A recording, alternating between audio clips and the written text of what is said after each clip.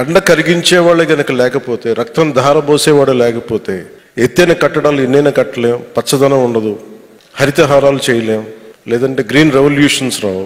అందుకని ఎవరైతే శ్రమ పడతారో వారికి ముందస్తుగా ఇవ్వాల్సింది కూలి అనే పదం కంటే కూడా వారిని శ్రామికుడు, ఈ దేశాన్ని నిర్మించే శ్రామికులు వీళ్ళు. అందుకని మొన్న మీటింగ్లో కూడా ప్రత్యేకించి ఈ రోజు నుంచి ముఖ్యంగా మీడియా వారికి కూడా విత్ ఇన్ డిపార్ట్మెంట్ మేమందరం చేస్తాం. ఈ కార్మిక దినోత్సవం సందర్భంగా మీరు ఉపాధి కూలీలు కాదు, మీరందరూ దేశ నిర్మాణంలో చెమటోడ్చి దేశం నిర్మాణం చేసే శ్రామికులు. అందువల్ల ఈ రోజు నుండి మిమ్మల్ని ఉపాధి శ్రామికులుగానే పిలుస్తాం. ఆ గౌరవం ఇవ్వాల్సిన అవసరం మా అందరి మీద ఉంది. ఎందుకంటే ఏ పని చేసినా చాలా చిన్నతనంగా ఉంటుంది. ఒక ఇంజనీరే గొప్పవాడా, ఒక సైంటిస్టే గొప్పవాడా, ఒక డాక్టరే గొప్పవాడా, చెమటోడ్చి పనిచేసే శ్రామికుడు గొప్ప, అది నేను తగ్గించడం నాకు ఎప్పుడు ఇష్టం ఉండదు. డిగ్నిటీ ఆఫ్ లేబర్ లేదు మన దేశంలో. ఆ డిగ్నిటీ ఆఫ్ లేబర్ని మేము అంటే నేను ఎందుకు దీనికి ఇంత తపన పడతానంటే, నాకు చిన్నప్పుడు నేను రెగ్యులర్ చదువుకోలేదు కాబట్టి ఏ ఉద్యోగంకి వెళ్ళాలో తెలిసేది కాదు. ఒక 19-21 వయసు నేను అడిగింది మా ఇంట్లో, మీరు ఏదన్నా నన్ను బయటికన్నా వదిలేయండి, నన్ను ఇంట్లో ఎట్లా ఉండంటే ఇట్లాగే గాజు బొమ్మలో పెంచేవాళ్ళు. నేను వెళ్ళి పని చేస్తాను, నన్ను వదిలేసేయండి అంటే, నా పని అన్నా ఇవ్వండి, లేదంటే నేను ఏదైనా పని నేను ఏదో నన్ను వదిలేసేయండి, లేదంటే మీరు నాకు పని అన్న అప్పు చెప్పండి అంటే వాళ్ళు ఇబ్బంది పడుతున్న నా మైండ్లో ఒకటి వచ్చింది నా మనసులో.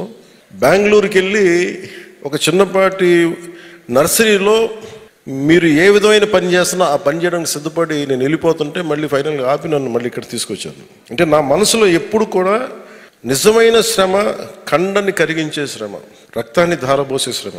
సో మీరే లేకపోతే ఈ రాష్ట్ర నిర్మాణం కానీ ఈ దేశ నిర్మాణం కానీ ఉండదు. అందుకని మీకు ఇవ్వడానికి నిజంగా నేను చాలా అదృష్టంగా భావిస్తున్నాను. పంచాయతీరాజ్ శాఖ తీసుకున్నాను అంటే దీని వెనక ఓట్లు కానీ దీని వెనక ఇంకో ఎన్నికలు కానీ లేదు. ఏ నిర్ణయం తీసుకున్నా మనం దేవుడి దీవెనల కొద్దీ, అందరి సహకారం కొద్దీ ఈ రోజున చాలా ప్రభుత్వాన్ని నడిపే స్థితిలో ఉన్నాం.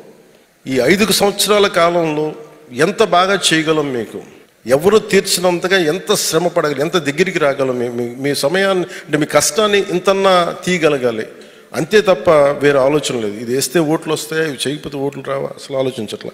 మీకు ఎంత మూగజీవాలకి ఎందుకు చేయగలిగి, మీరు అనంతపురం నుంచి మీరు మాట్లాడుతూ ఉంటే మూగజీవాలకి అవి ఓట్లు ఇవ్వవు మనకి, దానివల్ల ఓట్లు రావు మనకి. పుణ్యం వస్తుందని కూడా కాదు, విపరీతమైన ఎండల్లో దాహం ఎండుకుపోయి మనిషి అయితే దాహం అని అడుగుతాడు, మూగ జంతువు ఏం అడుగుతుంది? ఆ బాధ, ఆ రోదన మనం విష్ణుమూర్తిది ఉంటుంది కదా మనకి గజేంద్ర మోక్షంలో. అంటే నిజంగా స్పందన ఉన్నవాళ్ళు మూగజీవాల ఏడుపు అర్థమవుద్ది మనకి.